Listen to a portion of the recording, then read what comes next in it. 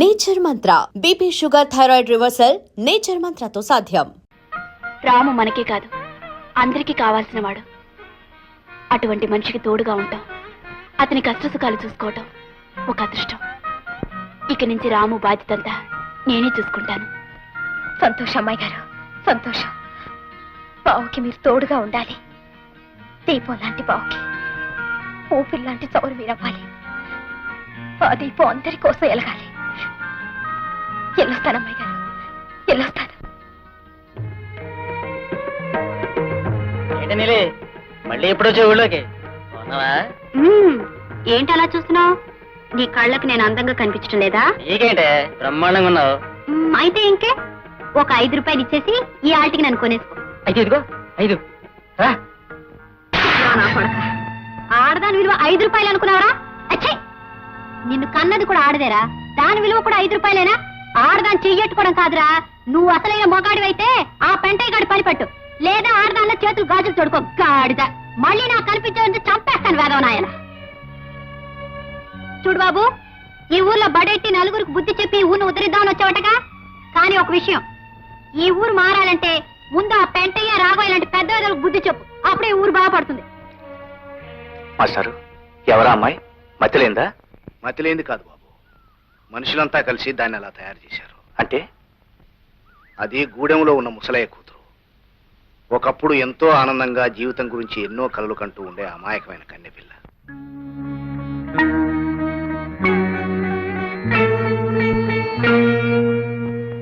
రే ముసలయ్య, అయ్యా ఏం మొహమాట పడకు, పూర్తిగా తాగి. చంద్రప్రభువులు బాబు, తమరంతా అభిమానంగా పిలిచెప్తున్నారు, చుక్క కూడా మేలకుండా తాగేస్తాను బాబు.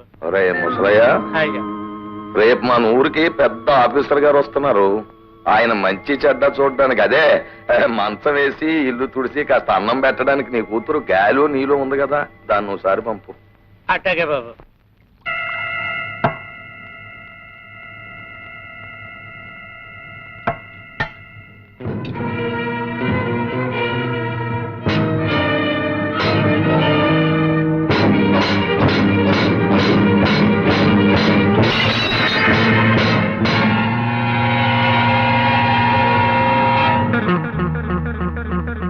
ఆ విధంగా పెంటయ్య ముసలయ్య బలహీనతను ఉపయోగించుకుని అతని కూతురైన నీళ్లు బతుకుని నాశనం చేశాడు.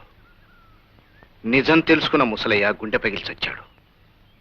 కొంతకాలం పక్క ఊళ్ళోని వాళ్ళ అత్తమ్మ దగ్గరే ఉండి ఈ మధ్య వచ్చింది. పెంట ఇంత దారుణంగా ప్రవర్తిస్తుంటే అడ్డుకోవడానికి ఎదిరించడానికి ఎవరో ఎందుకు సిద్ధపడడం లేదు? ఆ భూమి అమ్మి నా కూతురు పెళ్లి చేద్దాం అనుకుంటున్నాను బాబు. అది కాస్త లాక్కుంటే దాని పెళ్లి జరగదు, దాని బతుకు అన్యాయం అయిపోద్ది బాబు. అవునరా, కన్న తండ్రివి, నువ్వు ఆలోచించాలి. నీ కూతురు పెళ్లి విషయం బొటకనేలు ఉంది కదా అని నొక్కేసి అప్పట్టుకుపోయావు. ఆ అప్పు సంగతి నేను మర్చిపోయి నీ కూతురు పెళ్లికి వచ్చి అత్యంతలు తల్లమంటావా? ఏటీడు రాఘవయ్య బాబు, తమరు దేవుళ్ళు అటోరు, తమరైనా చెప్పండి బాబు న్యాయం. వారు పిచ్చోడ, దేవుడు కూడా పద్ధతి ఉందిరా. మేకని, కుక్కని, పుల్ని, కోడిని పుట్టించినట్టు దేవుడు 2 జాతులు పుట్టించాడు, ఉన్నోడని లేనోడని. మేక చచ్చే వరకు మేకలాగే ఉండాలి, కోడి చచ్చే వరకు కోడిలాగే ఉండాలి, లేనోడు చచ్చే వరకు లేనోడిలాగే ఉండాలి. అది ధర్మం. దేవుడు పెట్టి న్యాయం మనం ఏం చేయలేం, ఈ జన్మకి ఇంతే అనుకోవాలి. ఏమిటే అంచేత ఆ 2 కుంట్ల భూమిని మన పెంటకి రాసేయి. కారణం కాగితాలు సిద్ధం చేయవా బాబు గారు. ఊరికే బాధపడిపోకరా. దేవుడి న్యాయం ప్రకారం వచ్చే జనంలో నువ్వు గొప్పడు కావచ్చు, నేనేమి లేనోడు కావచ్చు. ఇదిగో ఆడు వచ్చి జనంలో కోడిగా పుట్టొచ్చు, మన కారణం గారు కుక్కలా పుట్టొచ్చు.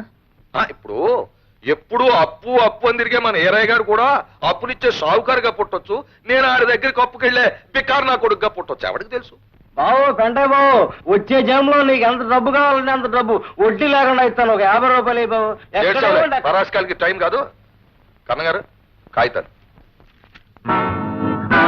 రాము, ఆ కాగితాలు ఎందుకు లాక్కున్నావు? ఇవి కాగితాలు కాదు పెంటయ్య, పేదవాళ్ళ జీవితాలు తగలబెట్టడానికి నువ్వు తయారు చేసిన కాగడాలు, చదువురాని అమాయకులను అన్యాయం చేయడానికి నువ్వు వెళ్ళిన అబద్ధాలు. ఇవి ఉండడానికి వీల్లేదు. ఒరే రామో, ఏమిట్రా నీ పొగరు? చాలా కాలంగా గమనిస్తున్నాను. ఎప్పటికప్పుడు పోనీ కదా అని ఊరుకుంటూ ఉంటే రాను రాను రెచ్చిపోతున్నావు. ఈ హిట్లర్ రాఘవయ్య తీర్పును కాదని దౌర్జన్యంగా నా కళ్ళ ముందే కాగితాలు చింపుతావా? ఒరే ఎత్తేస్తా ఎత్తేస్తా, భస్మాసురావు తరవెత్తి పూడి చేయడానికి దౌర్జన్యం నాది కాదు రాఘవయ్య. ఇచ్చిన అప్పులకి వడ్డీలుగా పేదవాళ్ళ ఆస్తుల్ని, ఆడవాళ్ళ జీవితాల్ని దోచుకుని వాళ్ళ కష్టాలు కన్నీళ్లు మిగిల్చే ఈ పెంటైది దౌర్జన్యం, ఆ పెంటైని సమర్థిస్తూ తప్పుడు తీర్పులు ఇచ్చే నీది దౌర్జన్యం. అదండి. ఒరే పెంటయ్య, మీరు చేసిన పాపాలు పండే రోజు వచ్చిందిరా. 5 రూపాయలకు ఆడదానుకునే మీ బతుకులు త్వరలో తెల్లారిపోతాయిరా. ఒరే, మీలాంటి మాయదారి మనుషులు పని పట్టడానికే ఇన్నాళ్ళకి సరైన మొగాడొచ్చాడు. దేవుళ్ళలాంటి మా రాముడు మీ అందరి పని పడతాడు. అప్పుడు మిమ్మల్ని రక్షించేవాడు ఉండడు, మీ మీద జాలి చూపించేవాడు ఉండడు. థూ, యాదవ నా కొడకల్లారా. ఏమిటయ్యా పెంటయ్యా, నాలాంటి పెద్ద మనిషి ముందు నీ పరువు తీసేసి వెళ్ళిపోయింది. ఆ గొడవ వదిలేసేవయ్యా. అసలు నీ అంత పెద్దవాడిని వెంట్రుకు ముక్క గంటి హీనంగా తీసి పారేశాడు రాముగారు. అందుకు నేను ఎక్కువ బాధపడుతున్నా. Stop it Pentayya, stop that nonsense. ఈ రాఘవయ్య కోపం వచ్చిందంటే వాళ్ళ గుడిసెలు నేలమట్టం చేసేస్తాడు. అవును బాబు, రాఘవ గారు ఆడంటూ భద్రయ్య గారు గూడెల్లో అందరికి చెప్పాడు. వారం రోజులుగా నేల పని కట్టకపోతే అందరు గుడిసెలు పీకించేస్తాడంట. చూసావా రాము, వీళ్ళు ఎంత దారుణాన్ని కొడిగట్టారో. బాబు, రేపటి నుంచి మేమంతా ఎక్కడ ఉండాలి, ఎలా బతకాలి బాబు? మీరేం కంగారు పడకండి, వాళ్ళ ఆట ఎలా కట్టించాలో నాకు తెలుసు. కనిపించుట లేదు. జంబులింగం పేరు గల మా నియోజకవర్గం ఎమ్మెల్యే మాకు కనిపించుట లేదు. గత ఎన్నికల ముందు ఓట్ల సమయంలో కనిపించిన వీరు ఎమ్మెల్యేగా ఎన్నికైన క్షణం నుంచి మా ఊరి ప్రజలకు కనిపించుట లేదు. నాయనా ఎమ్మెల్యే, నువ్వు కనిపించక మేమంతా ఎంతో బెంగ చెందుతున్నాము. నిన్నేమీ కోప్పడమని హామీ ఇస్తున్నాము కనుక వెంటనే వచ్చి కనిపించవలసింది. ఇట్లు దాచినపల్లి గ్రామ ప్రజలు.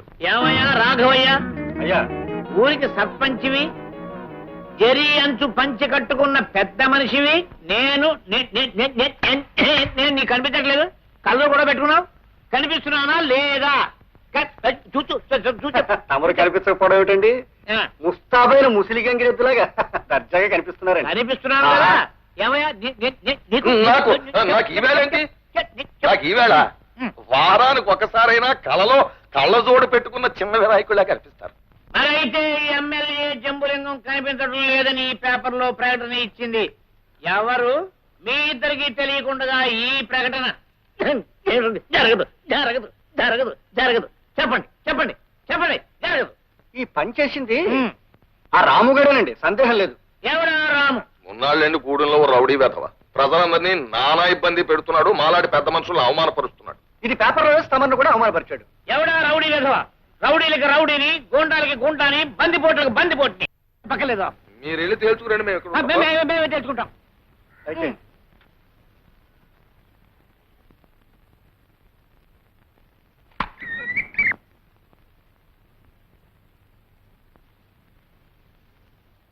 ఏమిటిది? ఎవరు కనిపించట్లేదే? ఎక్కడ నా ప్రజలు? ఎక్కడా? నేను కనిపించడం లేదని పేపర్లో వేసి నన్ను అల్లరి పెట్టారు. నేను వచ్చి కనబడితే నాకెవరూ కనిపించడం లేదు. ఎవరా రాము? రాము అనేవాడు ఎక్కడ? ఎక్కడున్నాడు వాడు? స్వాగతం. ప్రజాప్రతినిధులకు సుస్వాగతం. ఎవరు నువ్వు?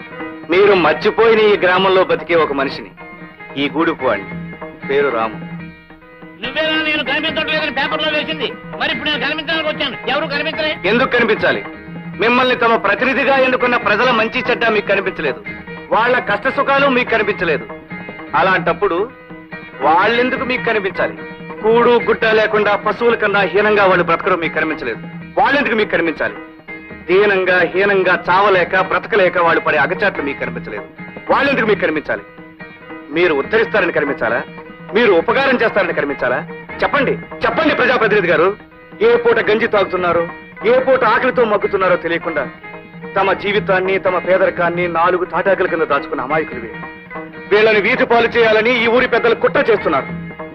మా గోడును మేము ఎన్నుకున్న ప్రజాప్రతినిధితో చెప్పుకునే అవకాశమే మాకు లేదు. మా పట్ల మీ బాధ్యతని గుర్తు చేయాలని నేనే ఆ ప్రకటన వేయించాను, మిమ్మల్ని ఇక్కడికి రప్పించాను. రాముకే రాముకే రాముకే రాముకే రాముకే రాముకే రాముకే ఆగండి ఆగండి బాబు. శభాష్ రాము శభాష్. ఇప్పుడు నీలాంటి యువకులనయ్యా దేశానికి కావాల్సింది. తోటి వాళ్ళ కోసం తాపత్రయపడే నీ బోటి వాళ్ళని చూసి నా బోటి నాయకులు సిగ్గుపడాలయ్యా. నా మీద నాకే చిచ్చి చిచ్చి చిచ్చ అసహ్యం వేస్తుందయ్యా. 1,00,000 పనుల్లో మీ సమస్యలు పట్టించుకోలేకపోయాను. ఇప్పుడు లెంపలేసుకుంటున్నాను. చిన్నవాడు అయినా నాకు పెద్ద బుద్ధి చెప్పావు. ఇక నిజానం నేను కూడా నీట్ అయిపోయానయ్యా. నీ బావులు నా బావులు ఒకటే. చూడు తాత, ఇక నుంచి నీకే కష్టం వచ్చినా కాకితో గౌరవించు. దాని రెక్కలు పట్టుకుని నేను వచ్చేస్తాను. చెల్లెమ్మా, ఇక నీ కుటుంబ సమస్యలు ఏమున్నా నాతో చెప్పుకో. నేను నీ తోడబుట్టినవాడిని అనుకో. రేయ్, బుద్ధిగా నేను రా మీ తాతనే. రే ఇదిగా నేను హైదరాబాద్ వెళ్ళా నీకు బిస్కెట్ పంపిస్తాను, బాగా చదువుకు నా ఎంత వాడు వాళ్ళు. చూడవయ్యా రాము, నేను కూడా ఒక గుడి చేసుకుని మీ మధ్యలో ఉందాం అనుకుంటున్నానయ్యా. ఇదేంటండి బాబు, ఉన్న గుడిసెలే పీకించేస్తామన్నారు సర్పంచ్ గారు. సర్పంచ్ లేదు గర్పంచ్ లేదు, నేను హామీ ఇస్తున్నాను. ఇవి మన గుడిసెలు, వీటిని దేవుడు కూడా పీకలేడు, ఎవడూ పీకించలేడు. ఈ గుడిసెలు మనకు శాశ్వతం, పెర్మనెంట్. మీ సహాయానికి చాలా థ్యాంక్స్ ఎమ్మెల్యే గారు. కృతజ్ఞతలు నాకెందుకయ్యా, మనం అంతా కలిసి దేశమాతకి చెప్తే బాగుంటుంది. భారత్ మాతకి, భారత్ మాతకి. చికెన్ కమ్మగాను, లేతగాను, రుచిగాను గొప్పగా తయారు చేశారయ్యా. మా ఎయిర్పోర్ట్లు ఎప్పుడు అలాగే ఉంటాయండి. ఎటు వచ్చి మీరు చేసిన పని ఏం బాగుండలేదు. ఏంటిది? మూడుల్లో మీరు చేసిన రాజకీయానికి ఇక్కడ మాకు కడుపు వచ్చింది. అవును లింగం గారు, వాళ్ళకి గడ్డెట్టి వాళ్ళ రోగం కుదురుస్తారనుకుంటే ఆ తరఫు మాట్లాడి మాకు గడ్డెట్టారు, భూములని వాళ్ళకి నైవేద్యం పెట్టారు. బచ్చాలు మీకేం తెలుసా రాజకీయాలు?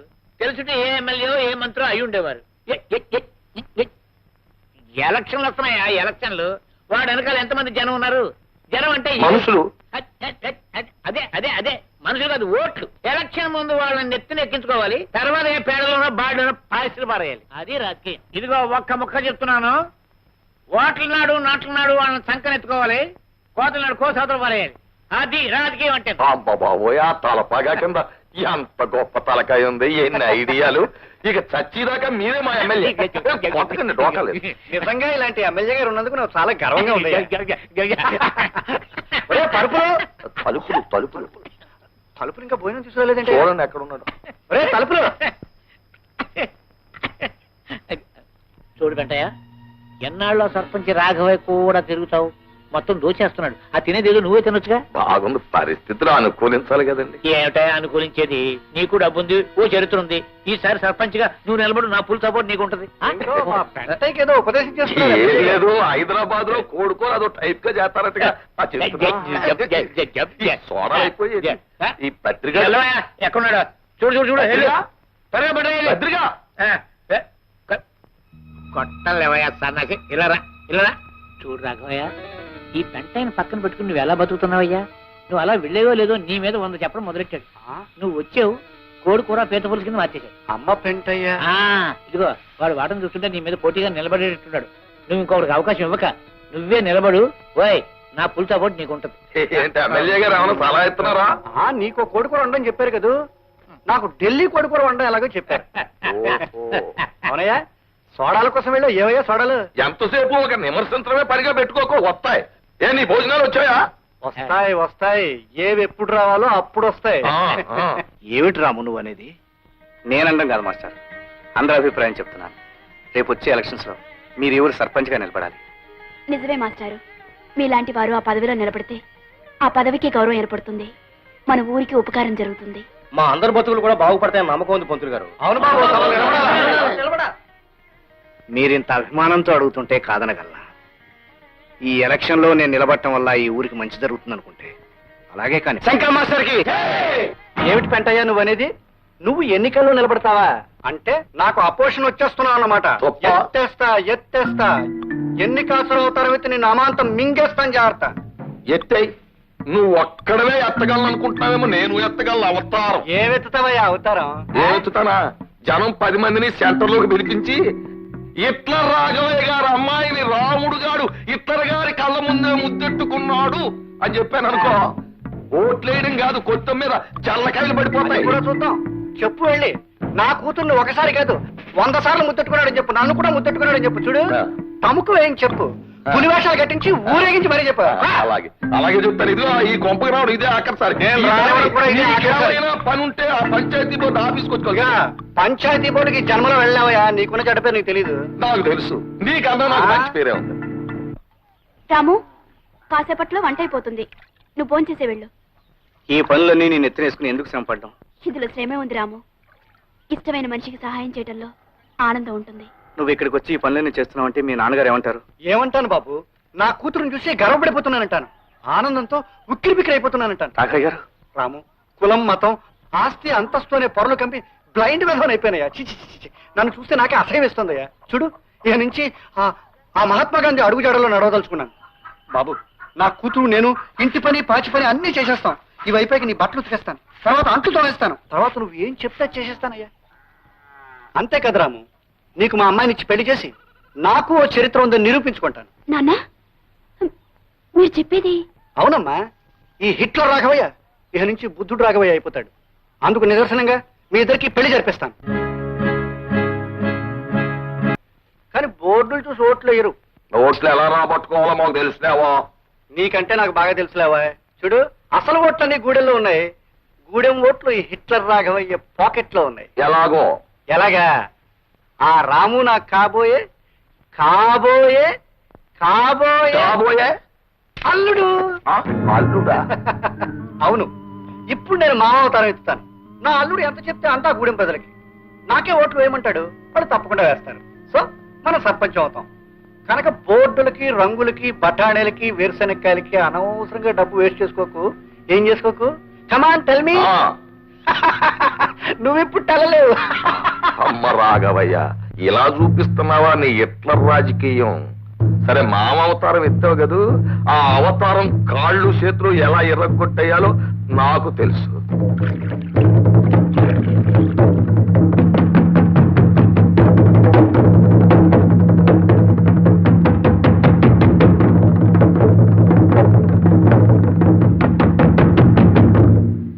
ఈ రోజు నేను మీకు చెప్పదలుచుకున్నది రాబోయే ఎన్నికల గురించి. మన బ్రతుకులు బాగుపడాలంటే, మన కష్టాలు తీరాలంటే మనందరం కలిసి శంకర మాస్టర్ని గెలిపించాలి. రాము, ఎంతకాలం నువ్వు చెప్పినవని నిజం అనుకుని నమ్మాం. అందరినీ ఉద్ధరిస్తా ఉంటే నిజం అనుకున్నాం. మా కోసం నువ్వేం చేయలేవని అర్థమైపోయింది. ఎందుకలా అంటున్నారు? ఏ కారణంగా మీరు ఇలా మాట్లాడుతున్నారు? సొమ్ములో ఉన్న పెద్దంటి అమ్మాయిని నువ్వు పెళ్లి చేసుకోబోతున్నావని మాకు తెలుసు. ఆ పిల్లని కట్టుకోగానే నువ్వు వాళ్ళ మనిషి అయిపోతున్నావని తెలుసు. లోకంలో ఏ రెండు జాతులైనా కలవచ్చు గాని గొప్పోళ్ళు పేదోళ్ళు అనే జాతులు మాత్రం కలవు. నువ్వు గొప్పింటోళ్ళు కలడం అయితే మా నుంచి వెళ్ళిపోయినట్టే. నోరు ముయ్యండ్రా, కుళ్ళు మోసపచ్చిన వాళ్ళారా. బావా, నువ్వు వాళ్ళ మాటలు పట్టించుకోకు. మహాలక్ష్మి లాంటి అమ్మాయి గాని చేసుకో. నువ్వు వీళ్ళ మాటలు వినకు. నువ్వు ఉండి అది వాళ్ళు చెప్పదలుచుకుని చెప్పని. ఏంటి వాళ్ళు చెప్పేది గాడిద గుడ్డు? తిండి నిద్ర మానేసి బతుకంతా వీళ్ళ కోసం చస్తున్నావు. చాలే, ఇంకా వీళ్ళ మాట విని నువ్వు అన్యాయం అయిపోవడానికి నేను ఒప్పుకోను. అది నువ్వు పెళ్ళైన దానివి, పరాయివాడి భార్యవి. 10 మందిలో నువ్వు ఇలా మాట్లాడకూడదు, బాగుండదు. బావా, వెళ్ళిపోయాది. నా మాట విని ఇక్కడి నుంచి వెళ్ళిపో.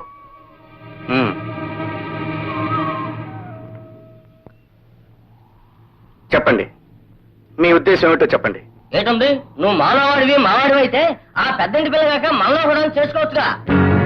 తోటోళ్ళ కోసం తాపత్రయపడేవాడివి, నీ తోటోళ్ళలోనే ఒకదాన్ని కట్టుకో, అప్పుడు నేను మేము నమ్ముతాం. చదువుకున్నోడివి ఇక్కడే ఎవరినన్నా చేసుకుని ఉద్ధరించొచ్చుగా. అందరికీ బతుకునివ్వాలనుకున్నోడి మన గూడెలోనే ఎవరినో ఒకరిని చేసుకుని బతికి బతుగా బాబు.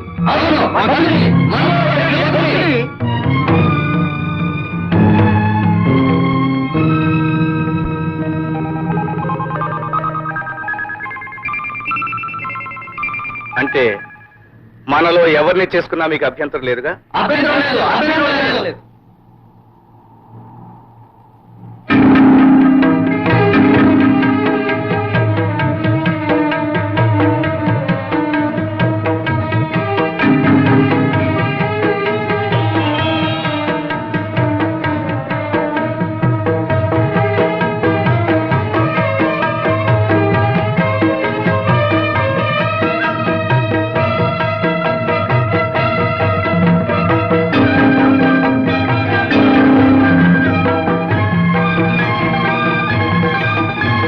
అయితే నేను నీలమ్మను పెళ్లి చేసుకుంటాను. రావుడితో మర్చిపోయిందా? బాబు, నన్ను పెళ్లి చేసుకోవడం ఏంటి బాబు? వద్దు బాబు, వద్దు. నేను పూజకు పనికొచ్చే పువ్వును కాదు. నాలాంటి దౌర్భాగ్యురాలు నువ్వు చేసుకోవడం ఏంటి బాబు? వద్దు. నీలి, నా మీద గౌరవం, ఆ దేవత మీద భక్తి నీకుంటే నా మాట కాదనకు. ఈ అమ్మవారి సాక్షిగా జరిగే ఈ మన పెళ్లి ఆ దేవత నిర్ణయించింది.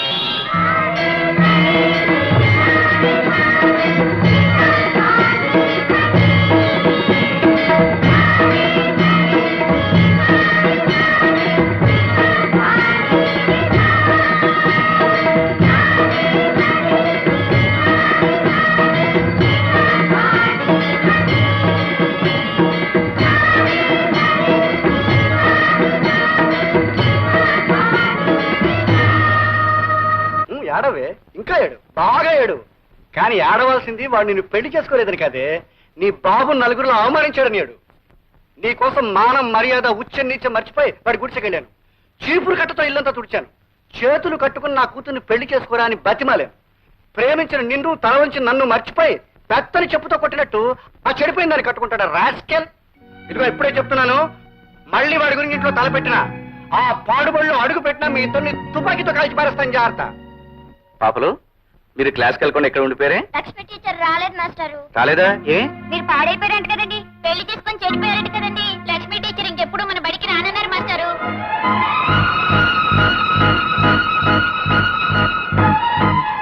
లక్ష్మి,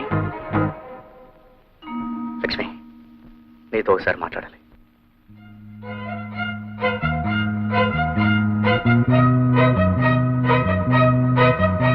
పదరాము, బయటికి వెళ్ళి మాట్లాడుకుందాం.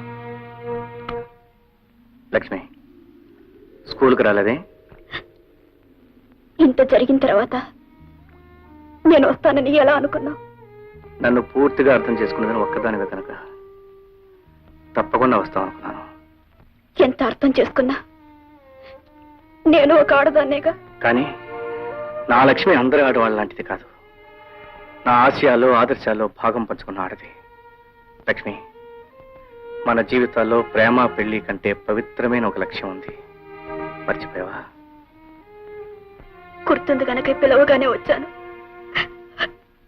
కానీ నేను బాధపడేది నా కోసం కాదు, నీ కోసం.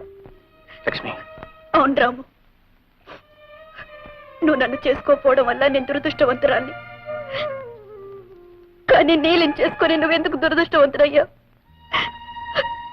నువ్వు పెళ్లి చేసుకోవటానికి ఆ చెడిపోయింది దొరికిందా?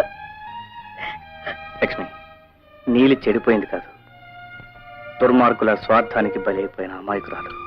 నిజమే రాము, దానికి జాలి చూపించచ్చు గాని నీ బ్రతుకు నాశనం చేసుకోవాలా?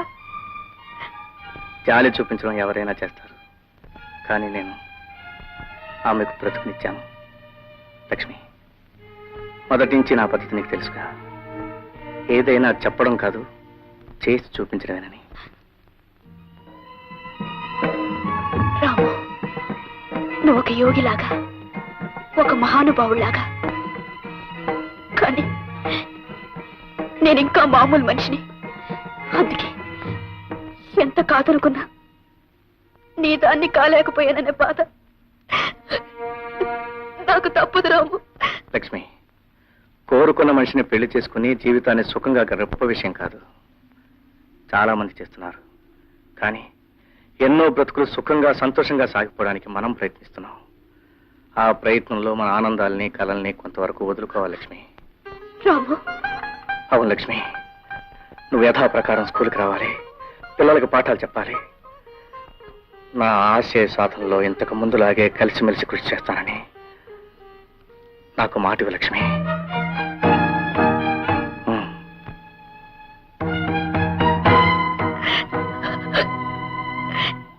నీ మాట కాదనే శక్తి ఈ జన్మకు నాకు లేదు రాము.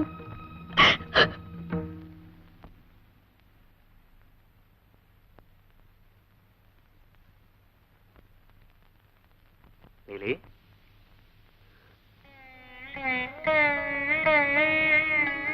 బాబు, ఉదయం నుంచి నా మనసులోని మాట నీకు చెప్పాలనుకుంటున్నాను, కానీ సందేహిస్తావు ఎందుకు? ఏమిటో చెప్పు. బాబు, నువ్వు ఈ ఊరికి వచ్చాక చేసే మంచి పనులు చూసి ఎంతో సంతోషించాను. ఇంతకాలానికి ఈ ఊరికి ఉపకారం చేసేవాడు వచ్చాడని సంబరపడిపోయాను.